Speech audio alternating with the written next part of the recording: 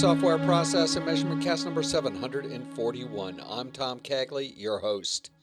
Today, planning is an important component of getting work done. Planning is not, however, creating and delivering work. Minimizing the amount of time spent planning, but not under-planning, is almost mind-numbingly difficult. Flow metrics are tools to maximize the value of planning while minimizing the time spent on planning.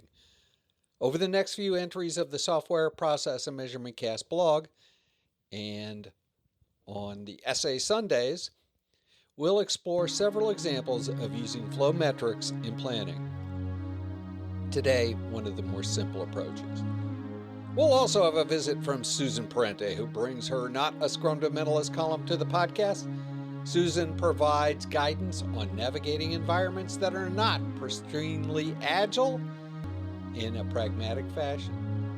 Today, we talk about a new product owner who really doesn't know the territory.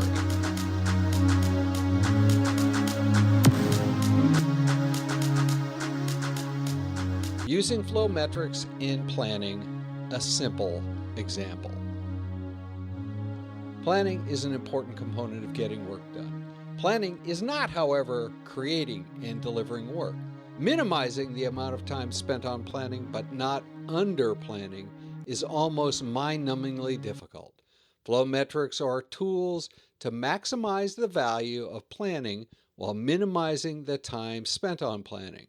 Over the next few entries in this Software Process and Measurement Cast blog, we'll explore several examples of using flow metrics in planning. The first example is the most simple. Using flow metrics to determine or validate how much work to plan. One common approach to solving this need is to use yesterday's weather. How much of something was delivered in the last period of time, or the average of some number of things over a bunch of periods of time, or the median. Median's my favorite. The theory is that if the team or organization completed some quantity of work in the last period of time, they should be able to do it again.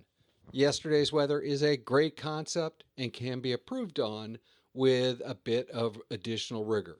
Two flow metrics can be used to refine or at least validate yesterday's weather. Two flow metrics you can use to add rigor to the process are throughput, aka flow velocity, and neglected WIP. Throughput is a measure of the number of items that move through a process in a given period. Throughput can be thought of as departure rate, i.e., how many work items are completed and leave the process in a given period. Knowing the median throughput provides the basis for determining yesterday's weather. If you're using story points or estimating hours, median throughput is a way to validate your approach. In the long run, you'll find this approach is actually at least as accurate and simpler. As a side benefit, throughput compared to arrival rate provides input on the stability of the process. A higher arrival rate will negatively impact cycle time and throughput. A second flow metric in this simple example is neglected WIP. Neglected WIP provides teams and organizations with an indicator of how much work they've started that is not being worked on at any given time. For example, if a team pulls two pieces of work and starts working only to discover they need to have a meeting on one of those items a week hence to decide on a course of action, they're both still in WIP, even if nothing is going on one of them until the next meeting. The one that is sitting is neglected.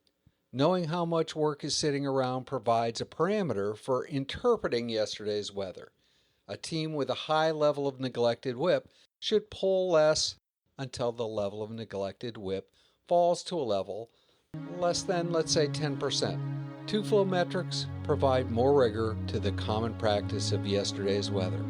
This more rigorous approach will address many planning scenarios. The implied but in that statement is that not all planning scenarios are as simple. Next, we'll use more flow metrics to provide a more rigorous approach. Thoughts, comments, all welcome. Please feel free to reach out to us at spamcastinfo@gmail.com.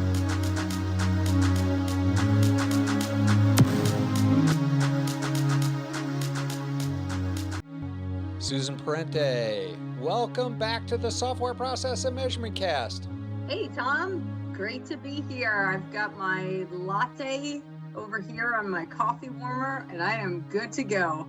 I'm drinking French press, probably fresh French press this morning. Nice. Susan, I really do look forward to your I'm Not A Scrumdamentalist column, both in terms of having the conversation and then editing it, because very frankly, I learn a ton in both of those circumstances. I've been asked, a couple of questions came in, and I want to thank the listeners, and feel free to throw in questions, because we can always get people like Susan and John and Jeremy and all the rest to weigh in on these topics. But today, Susan, let's start with a question I got recently. Things have been changed to protect the innocent a little bit. Dear SPaMCAST, my team accepts and assigns all work that comes to it whenever we get work, even though the PO doesn't know. And the team lead says, it doesn't really matter because the product owner isn't the customer. They signed that WIP challenge. So they start everything and, just everything that comes in, they take and just do regardless. Help? Well, that sounds like a bad situation. We'll start with that. I'm not going to give you any pretend empathy here, like you just hang in there, So wow. So I have similar experiences. I will say that. Sorry. Here's my challenge with this. I'm starting to see that everybody thinks the Scrum Master is the most important job in Scrum. And I disagree. I think the most important job is the product owner. Technically, the most important job is a team member because they're doing the work. I know, I got that. But there's never a team where there's no one on the team. Maybe one or two people. That could be tough. But I've rarely seen a Scrum I've never seen a Scrum implementation where there are no team members and just a product owner and Scrum Master. But I have often seen a team that doesn't have a Scrum Master, a team that doesn't have a product owner. And I would take the team with the product owner versus the one with just the Scrum Master. Okay, so if you have a Scrum Master and not a product owner, I mean, we shouldn't have to make these decisions, right? But everybody thinks the Scrum Master is this like uber important person. They're really there to keep the train on the tracks, make sure people don't get off and start doing waterfall or go back to these, bad ways of doing things or get stuck with themselves, right? A lot of times, you and I have talked about professional situations. I've called colleagues of mine when I have a challenge, and they always seem incredibly insightful. However, if they're having a challenge and they call me, I seem incredibly insightful. So having somebody who's outside of it to be able to say, hey, this is what I see, here's what we should do. Everybody works well with that. And that's what the Scrum Masters are. They're a coach, they're a facilitator. They end up being a person who does reporting, a person who creates CRs, a person who picks what the team's going to do next. Like, Scrum Master / product owner. Oh my God, I hate that one even more. I don't know what I hate more. A Scrum Master with no product owner, or the Scrum Master / product owner role, which does not exist, by the way. And I totally get it. I call myself an idealistic realist. So I totally understand that everybody's where they're at. For example, one of the teams I coached in the past, they were in one of these scenarios where, this team doesn't have a Scrum Master, but this one has a product owner and a Scrum Master role. This one has everything they need, so everybody's in like a different place. And I totally get that. But I think people need to understand the ramification of not having a product owner. Okay. So first of all, the team does not have time to prioritize and pick the work to do. I mean, they can get a prioritized list and then select, okay, I know I need to do this before that. And this we have the team members to do this week, and this we don't because so-and-so's out on leave, right? So yes, the team can take a part in selecting the work that they do, but it needs to be from prioritized product backlog. And without a product owner, this team's being tasked by other people. Who's to say those other people know it's important to the end user? I was talking to a colleague of mine, and he said when he started a Scrum Master role that he insisted upon talking to the end users. And I said, great, how did you find them? He goes, I just kept asking until I found who they were, and I sat down and talked to them. He said, and he's one of these Scrum Masters / product owners, but he's being a good product owner in talking to the end users and understanding what the needs and requirements were. One of the things I really don't like about it, this goes back to my days of doing software development. As a software developer, you don't really have time to do that. It takes a lot of time to understand the customer, what they need, et cetera, to prioritize things. That's why we used to have business analysts to do that work. And I hate to see a developer, like, let's say the developer's making $100 an hour, or maybe they're making less, but they're billed out at that, right? So maybe it's more than $100 an hour. Like, you're going to take that person and have them do BA work? It just doesn't make sense to me. And I see that as waste. And fundamentally, when I'm looking at projects and I'm looking at how things are managed, it's lean. Like, we should always be looking for and removing waste. And that's a form of waste by having somebody in a developer role prioritizing or just, picking what to do next. I mean, it basically is prioritizing. So I don't know if they ended it work in process, WIP challenged, or if it was that you ended it that way. But I think that is a challenge, because what happens when you have 5 competing requirements from 5 different people? What comes first then? You just start them all and then only work on them when somebody yells at you. I think that's really what in the real world happens, especially in this case. It sounds like, what do they call it? Scrummer fall. Something like that. I've had teams where, and actually a lot of people do this. You might have seen this too, Tom, where during sprint planning, all of the user stories are assigned to team members. So none of them are in the to-do bin, right? So what happens is there's one of 2 things that happen. One thing that can happen is somebody actually gets through the user stories quickly and they're all done and they're sitting there waiting, and it's like, okay, well, there's 2 days left in the sprint, but I'm done, right? And then there's somebody else who's got some things still in the queue and they're working them and they're in progress, so they can't really hand them back over to somebody. Like, they got to kind of try to finish them. But the other thing that can happen is everybody's got something half done. So you've got a lot more work in progress, because, I mean, let's say you have a team of 7 people. If everybody's got a story in the queue that they're working on, that's 7 stories in the queue. So in cases like that, what I suggest is after sprint planning, pick 1 or 2 stories, but leave the rest in the hopper, right? And so the first thing I got back is, well, people are going to forget about that, and then they're not going to do that work. And I'm like, well, they're not getting through all of it anyway. So at least we'll have less half-done work, right? Which, oh, by the way, then what happens with the half-done work? We push it over to the next sprint, scrummer fall.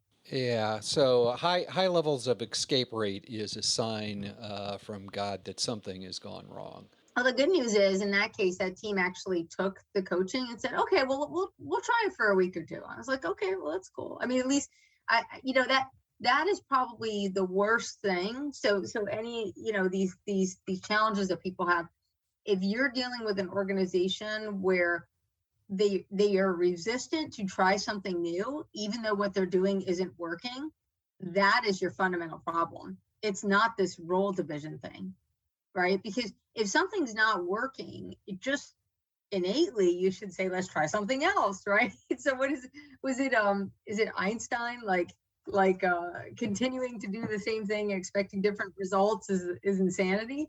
Yeah, that has definitely been attributed to Einstein. I have actually tried to track that down. I can't really find exactly where that quote comes from, but regardless. So, I mean, I know this person's probably looking for real advice. What do you do? So, yeah. I mean, for one, who's the champion? Who's the person in the organization that can influence this?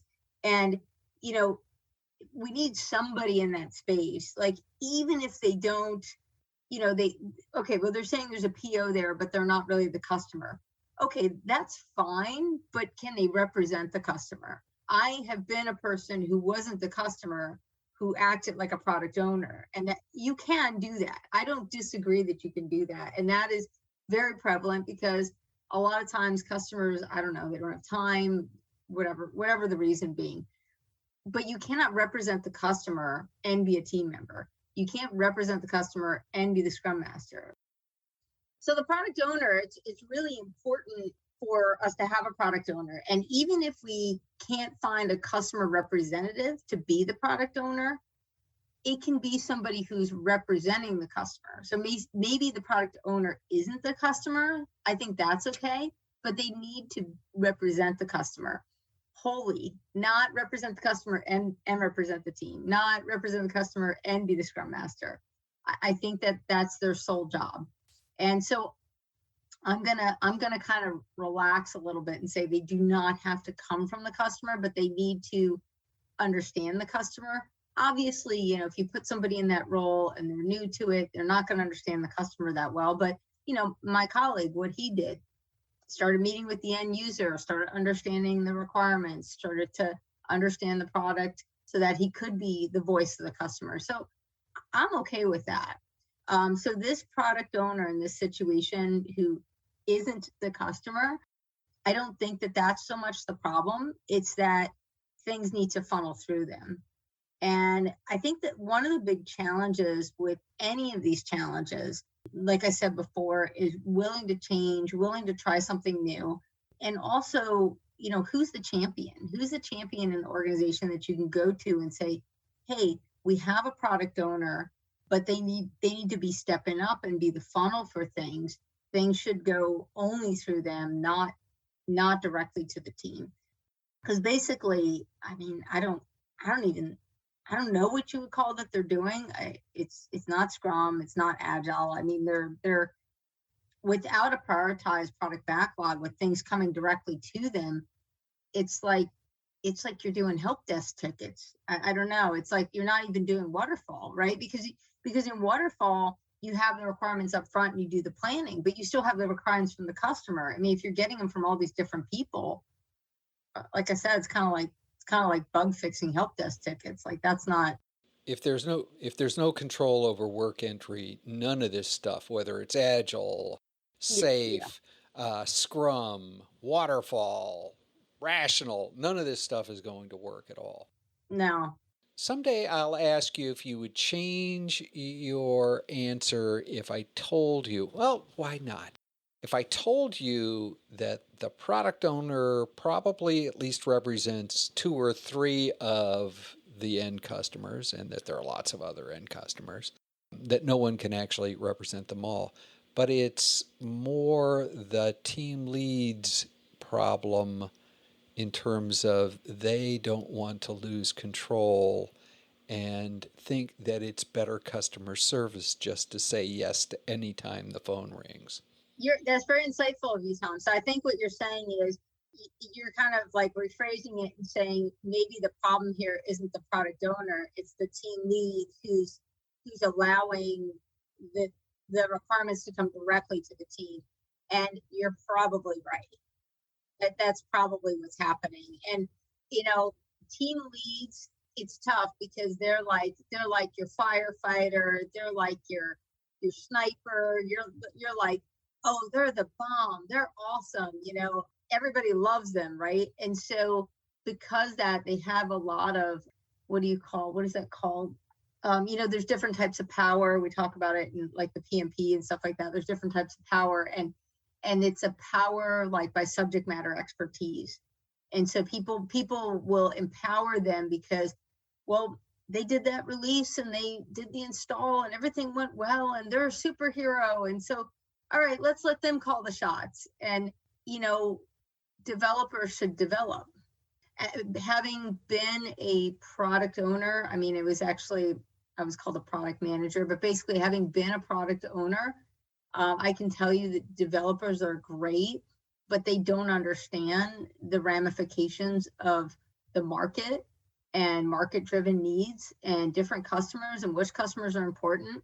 When I was doing product development as a product manager, which basically I was a product owner before we were calling them that, I listened to my customers and I needed to know which customers' voices were most important to the organization.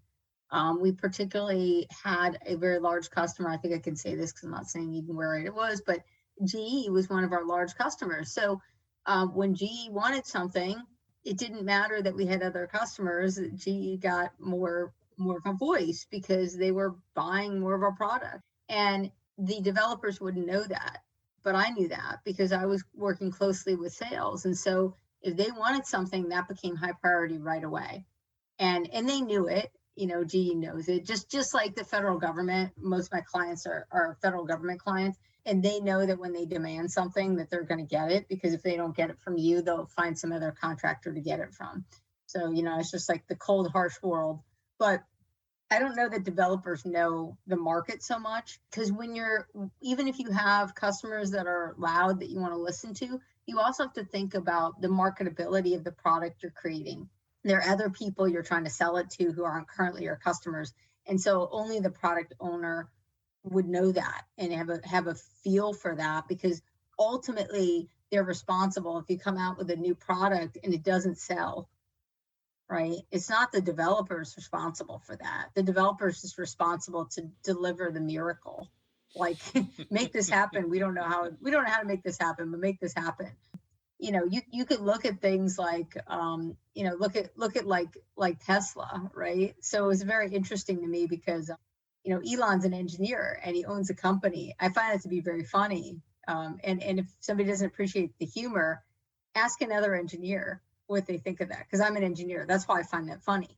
I actually own my company of one, but it's very funny when an engineer owns a company because they don't often think about what the customer wants. They think about what they think would be cool, and no criticism to Elon, because I'm not even in the arena. But I just found it funny, like his Cybertruck. He made it bulletproof, and he was on like one of Jay Leno's garage shows. And he goes, "Why'd you make it bulletproof?" He goes, "It's a truck. Don't you think it should be bulletproof?" And it's like literally like the success of Elon is that he's like, "Oh, I just thought it would be cool." Now, that actually works well if the customers like him, right? If his customers like him, then he's a great product owner. But if his customers like, "I don't care if my truck's bulletproof," then that doesn't work, right? And so I would say by look at the results, he's been very successful. So chances are he represents his customer. So you don't see a lot of people in Iowa with Tesla pickup trucks. And I don't think you're going to, because I don't think Elon Musk knows what people in Iowa want, right? Susan, if people wanted to continue the conversation, how would they go about doing that? You can find me on LinkedIn under Susan Parente. I actually show up in the DC area, even though I do stuff along the Northeast corridor from New York down to DC. Or you can email me, Parente, Parente, at S as in Sam, the number 3 -tec.com. I would love to talk to you about anything agile, product owner, or even traditional, and why and when to use traditional versus agile. So call me, email me, let's talk. All right. Until next time.